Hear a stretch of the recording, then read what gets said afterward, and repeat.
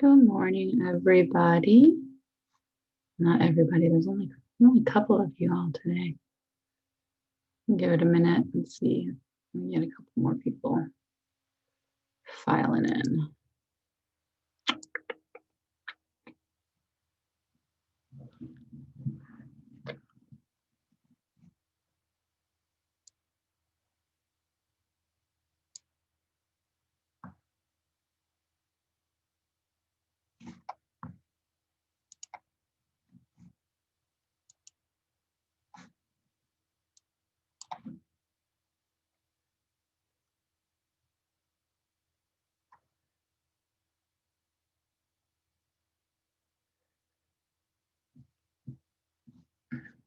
All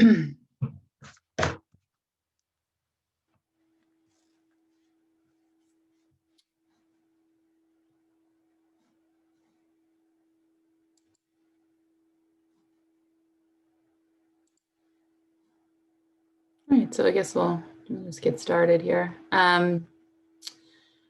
So next week is Thanksgiving week.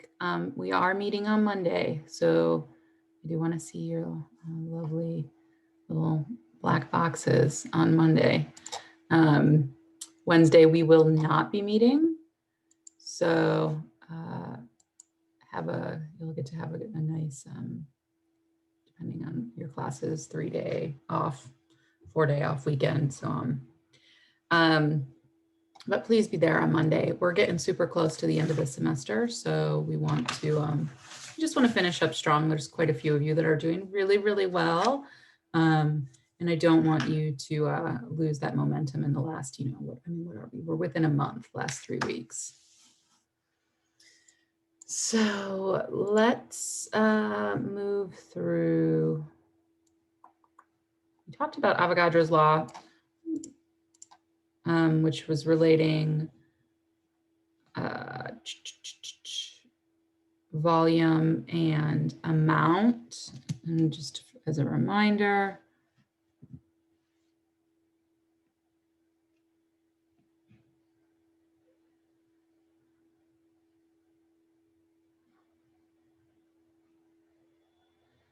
you don't need to worry about that stuff just yet.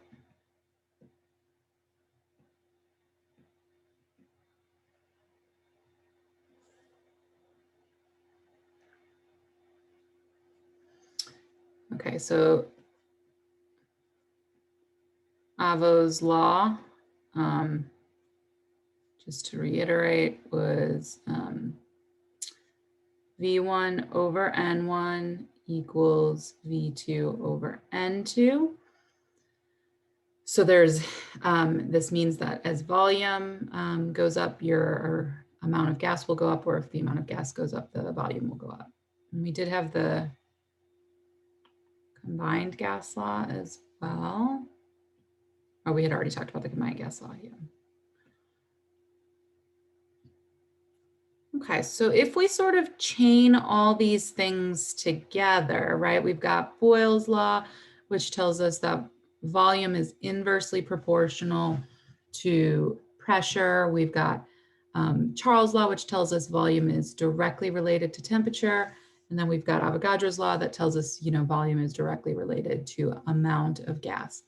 So I can thread all of these together into a big equation here that says volume is inversely or directly related to amount, temperature, and inversely related to pressure.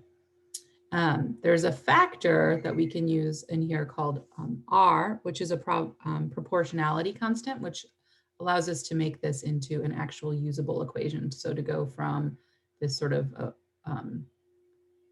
their relative increases to like an equals sign. So here is what's known as the ideal gas law. This, sometimes you'll hear me call it PIVNERT, PV equals nRT. This only applies to gases, and this one is a little bit different than what we saw on the previous equations.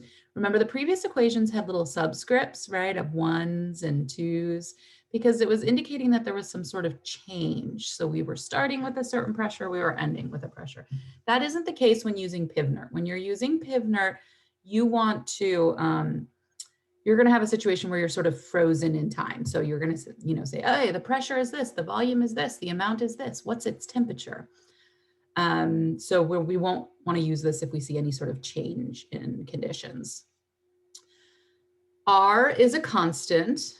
So the of our PivNert is this thing right here. It will always be this value. It's 0.0821, and the units are funky on it. Liters times ATMs over moles times Kelvin. So R is constant. The units on this are constant. So everything else you plug into this equation needs to match these units. So I want your pressure when it gets near this equation to be in atmospheres. Volume needs to be in liters, amount is in a mole value, and temperature, as are the other equations, it needs to be in Kelvin. So whereas you had a little bit of flexibility in the previous equations with like your volume and your pressure, you could, as long as they were the same units, you didn't have to change them. That isn't the case for PivNert. PivNert, you need to match your units to your R value. So when looking at this equation, there are 1, 2, 3, 4. There are 4 variables and 1 constant. So I would give you 3 of the 4 variables and you would have to solve. Let's just play around with isolating a variable for a minute or two here. PV equals nRT. You're never going to be solving for like PV as a unit. You probably solve for one of them. So volume. Okay. So if I want to get volume by itself, I divide this by P. I divide this by P. I get volume is equal to nRT over P. Or let's say we've got PV equals nRT. Let's say I want to get temperature by itself.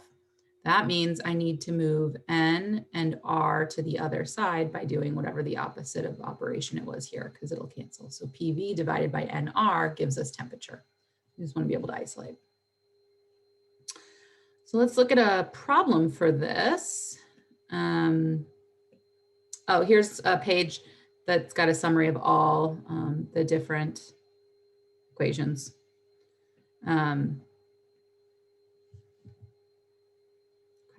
Let's do this guy here. So calculate the volume occupied by 0.845 moles of nitrogen gas at a pressure of 1.37 ATMs and a temperature of 315 Kelvin. So minus the fact that it says the ideal gas law on the top. So we obviously want to be using PivNert. Why would I want to gravitate towards PivNert for this problem? Well, there's no change in any of these things. It's not saying, hey, my temperature went up or it went down or the pressure expanded or contracted or anything like that. So I'm frozen in time. I'm going to use PV equals nRT. I'm going to give y'all about 4 minutes to work through this one, and then we'll go over it together.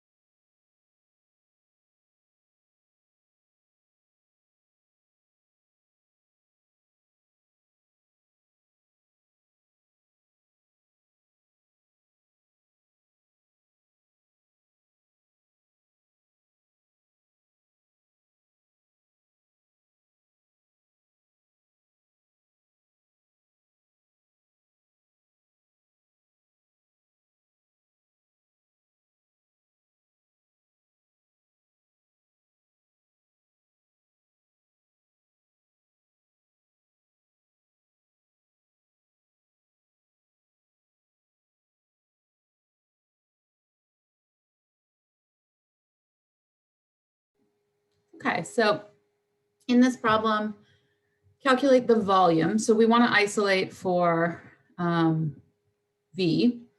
We know the amount of gas is 0.845 moles. We know the pressure is 1.37 ATMs, and we know the temperature is, 315 Kelvin. So we've got everything to use PIVNERT. R is a constant. So we just need to take our equation and really isolate for volume. So in this case, I'd move the P to the other side. So your equation, the equation that you should be using is N times R times T divided by P. When you plug it in, it's good to plug it in using all the units, because then you can start to see how things cancel out. So moles will cancel with moles in the R constant. ATMs will cancel, Kelvins will cancel, and you should be left with just units of liters. So we've got 16 liters here. Now, no, this problem was really nicely orchestrated for you to plug it into the equation because all the units were what you needed. Don't always assume that. Sometimes things are given to you in Celsius. Sometimes they're given to you in mmHgs or milliliters or grams. So you might have to change that. All right.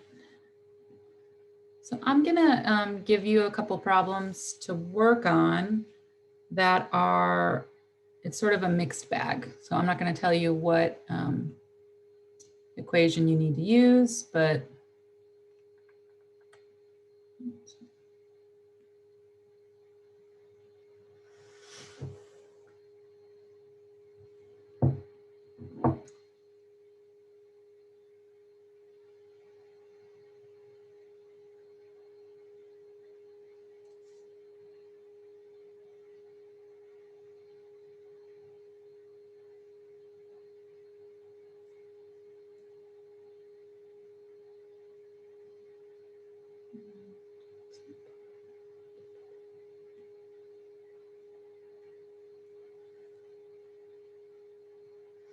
okay, so this worksheet is in the additional worksheet folder in Moodle. It's kind of a nice one because it has all the different stuff, like equations and everything kind of compiled. Also has some stuff on Dalton's law, which we'll get into in a little bit, and ideal gas law. We don't talk about Graham's law. So I'm just gonna sort of put a line through this to remind you guys, you don't need to worry about that. We didn't talk about Guy-Lussac's law, but it just compares pressure and temperature as opposed to volume and temperature. So know that that's in there. But this is good practice. It's got a bunch of practice problems all mixed together, and then it has all of their answers. So I'm gonna say,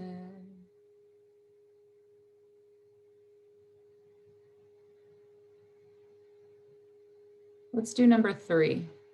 I want you to work on that one. So a sample of nitrogen gas has a volume of 478 centimeters cubed and a pressure of 104.1 kilopascals. What volume would the gas occupy at 88.2 kilopascals?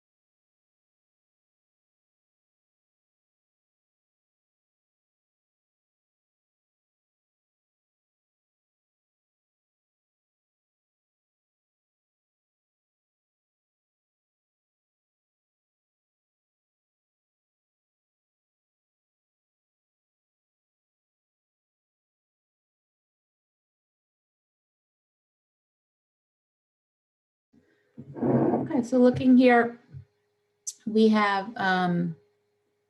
information on pressure and information on volume, and we're talking about a change in these. So I'm going to want to use V1 P1 equals V2 P2. I know, let's see, we've got V1 P1 V2 P2. Sorry about my handwriting here. So a sample of nitrogen gas has a volume of 478 centimeters cubed. So that's our initial 478 centimeters cubed.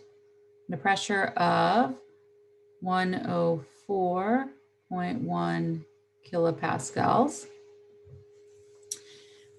What volume would the gas? So we're trying to find the final volume if we change the pressure to 88.2 kilopascals. I need to look for my final volume. So I'm looking for this, which means I need to move my P2 over here. So I'm going to just stick it down in there. So we take our initial volume, 478, times our initial pressure, 104.1. And we divide it by the final, 88.2. And we get a final volume of 564. And the units on this are going to be centimeters cubed. That's fine. You can keep it in centimeters cubed. Remember, pressure volume, when it's in these initial final problems, just need to be the same on both sides. Let's do. You don't have to worry about relative rate of diffusion or anything like that.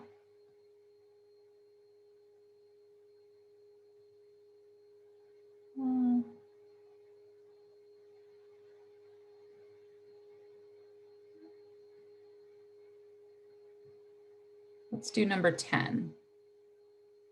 So a sample of gas occupies a volume of 450 milliliters at 740 mmHgs and 16 degrees C. Determine the volume of the sample at 760 mmHgs and 37 degrees Celsius.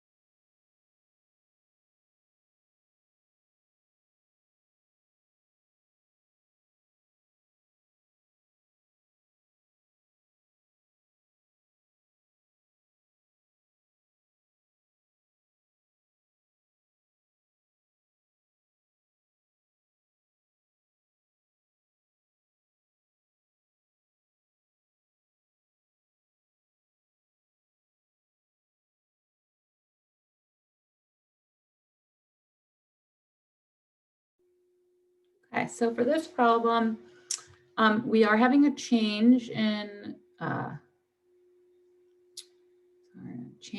losing my train of thought. We do have a change in volume, we do have a change in temperature and a change in pressure. So we're gonna be using the combined gas law here. So P1, V1 over T1 should equal P2, V2 over T2. So we have 6 variables. We are trying to determine the volume, the final volume. So I need to move my temperature. If my temperature is on the bottom, I need to move it to the top. My pressure is on the top, I need to move it to the bottom. So I'm just gonna tack on P2 here, and then I'll get rid of that. And then the T2 I'm gonna put up top here. Okay, so now we've got V2 by itself. So then we just need to plug everything in. Remember, pressure and volume, when we're in these initial final things, we can plug in as is, as long as they're the same units. So my initial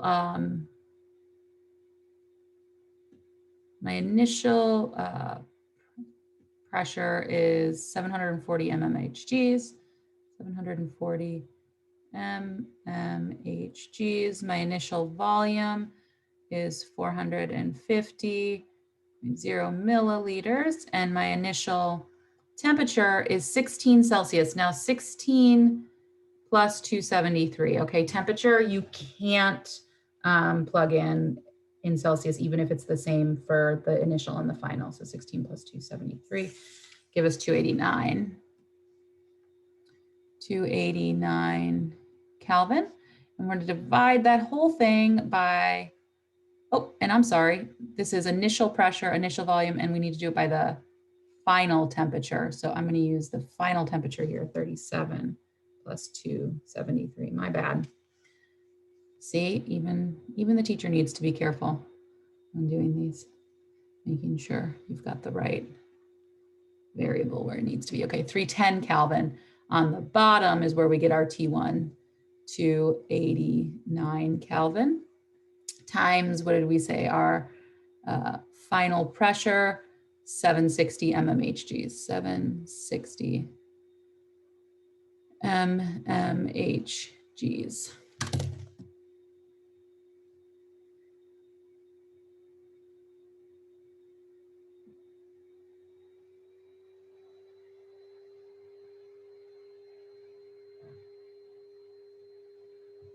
Okay, so I get and then if we look at what happens with units, Kelvin and Kelvin cancel, mmHg and mmHg cancel. So we're left with just units of milliliters. We've got 469.99. So we'll go 470 milliliters. Any questions on that? Hopefully this feels kind of easy compared to stoichiometry. Stoichiometry in those last few chapters, you had to really like think about what you were doing. Here, you're just really plugging and chugging. So there are more practice problems in here. And again, you have all the answers available. So I'm gonna let you to practice those on your own time. We do have some more things to the chapter that we want to talk about.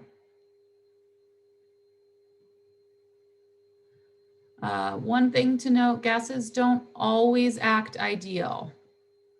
So we are assuming that, you know, the kinetic molecular theory is reigning true, but, and that is the case if we're at high temperature and a relatively low pressure environment, which is what a lot of gases are at, that we experience. But in some instances, we have gases where the temperature is cold and the pressure is really high. And think about what happens when the temperature is low, the particles are going to slow down and they're going to get closer together.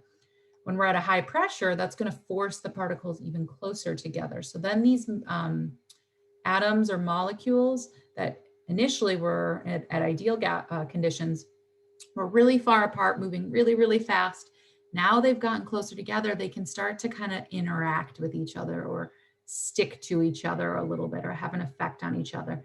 And those laws that we've just talked about really only apply if we are not interacting with each other. So we get these intermolecular forces or interactions. This does happen to some extent in real life, but it's negligible enough that we can use the gas laws.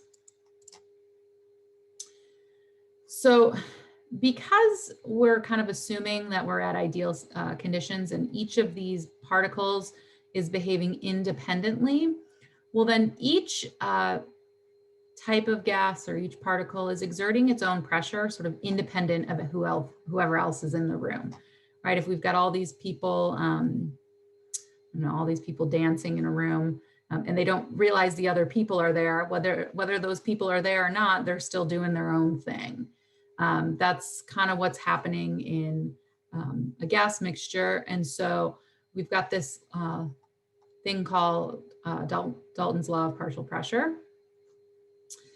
And Dalton's law of partial pressure tells us that if we have a mixture of gas, the total pressure exerted will equal all of the individual gases' pressures added up.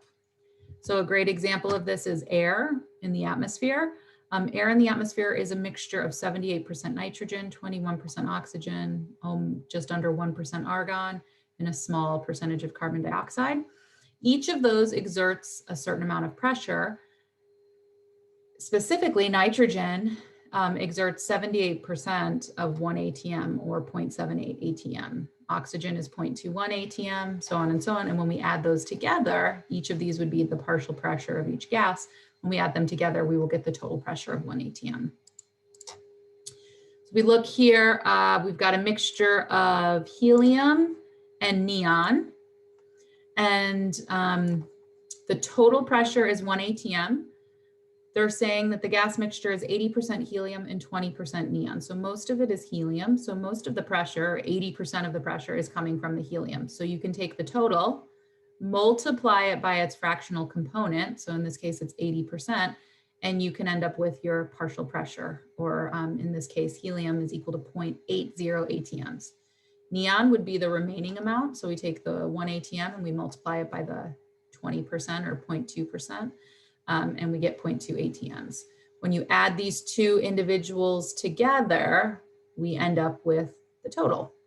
So pretty basic equation here. Dalton's law of partial pressure says that the partial pressure, or rather the total pressure, is equal to the partial pressure of all the gases involved in the mixture. If you had 16 gases, you'd have to add all 16 together. You guys will probably deal with a problem that has maybe 2 or 3 of these.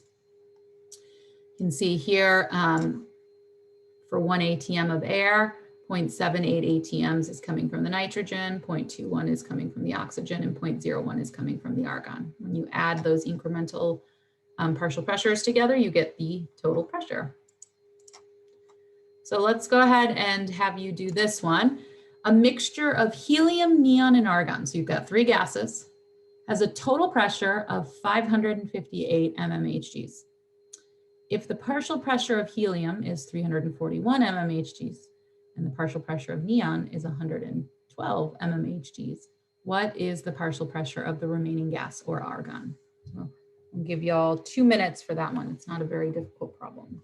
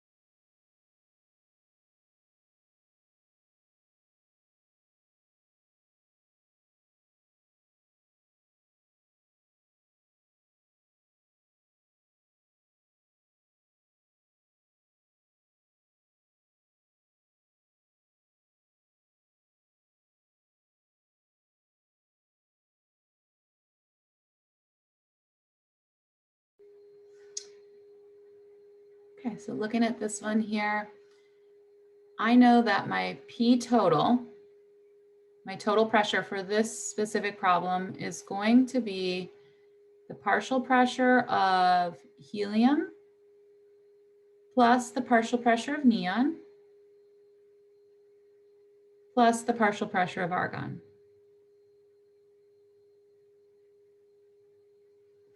So we know the total, right? It gives us that right over here. And if you're wondering about units for this, as long as they're all in the same, as long as they're the same units, you're good. So we've got 558 mmHgs is the total. We know helium's is 341 mmHgs, plus we've got the partial pressure of neon, which is 112 mmHgs, plus, well, the partial pressure of argon, which is what we're trying to solve for. Right? This is what we want to get. So it really is just an addition subtraction problem. We take our total, the 558, we're going to subtract out the 341 and the 112. So minus the 341 minus the 112. And we end up with 105, and just make sure the units are consistent, mmHg. This is the pressure of argon. You're not going to have a problem with partial pressures that is any more difficult than this. Okay, can they get more complicated? They can, but for our intro to chem class, this is pretty much the extent of it. Excuse me.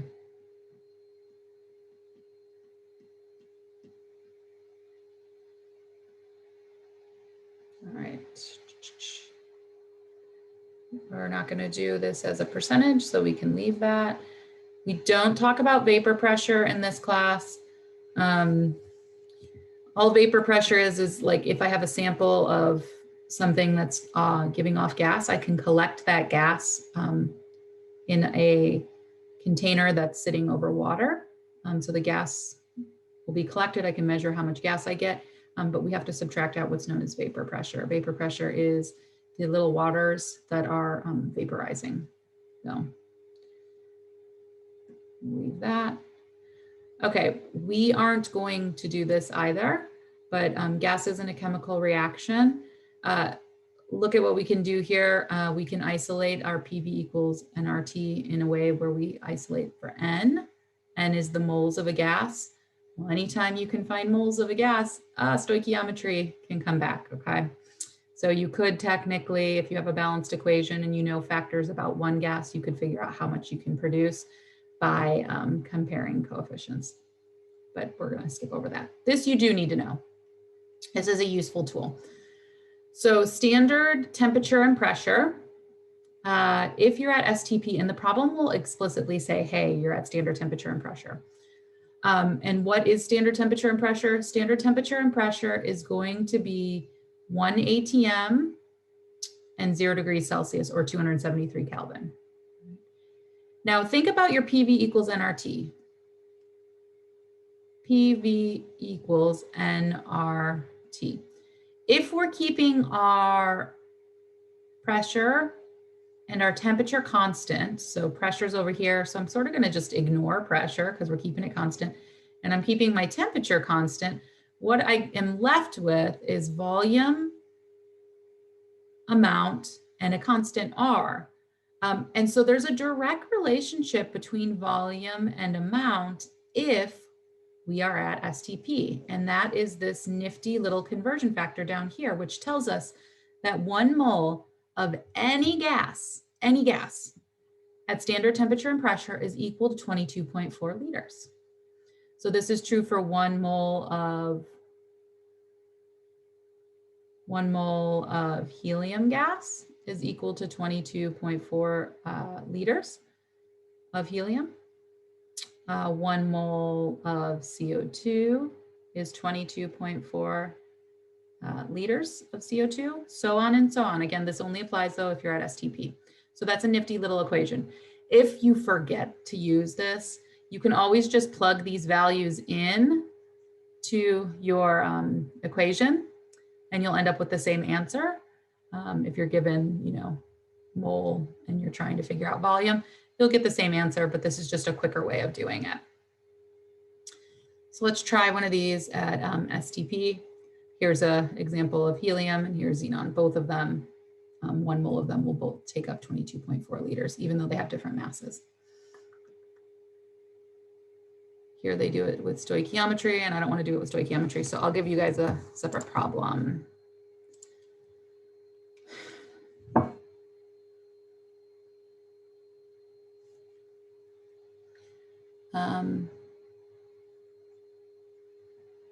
What volume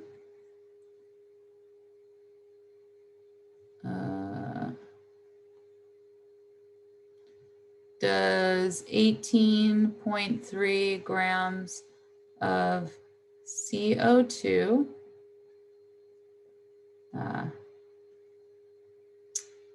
take up at standard temperature and pressure? So if I'm seeing STP, I'm gonna just sort of write that 1 mole is equal to 22.4 liters right off the bat. I'll give you guys a couple minutes to work on this. Note that it's giving us a value in grams, but it tells you what the material is, so it shouldn't be too hard to convert.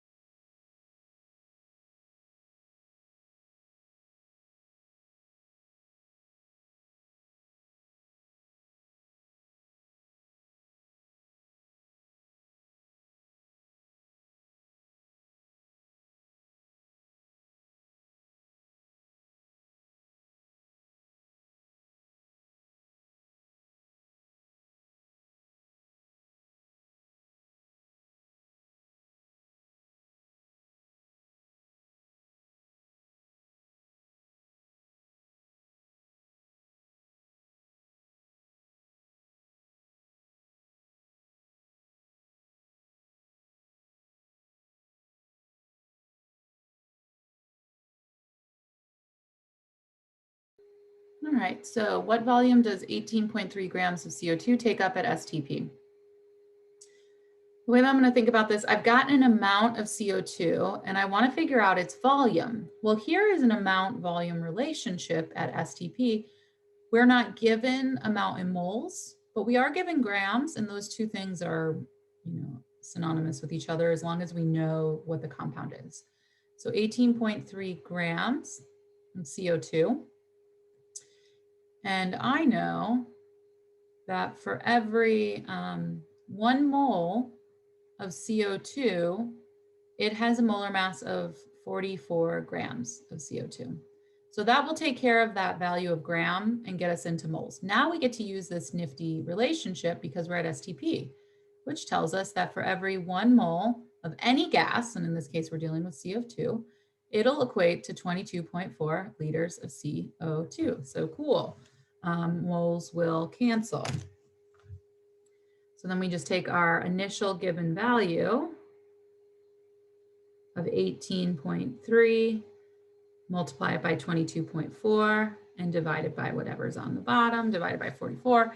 And I get that 18.3 grams of CO2 will take up 9.32 liters.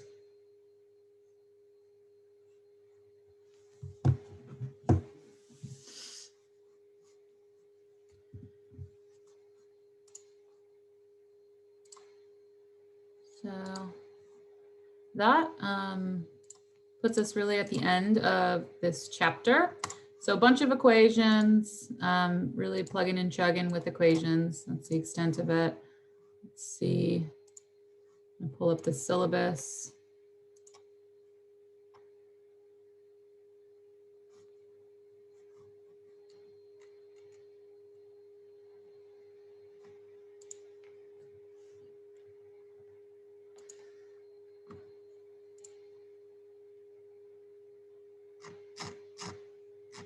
Down.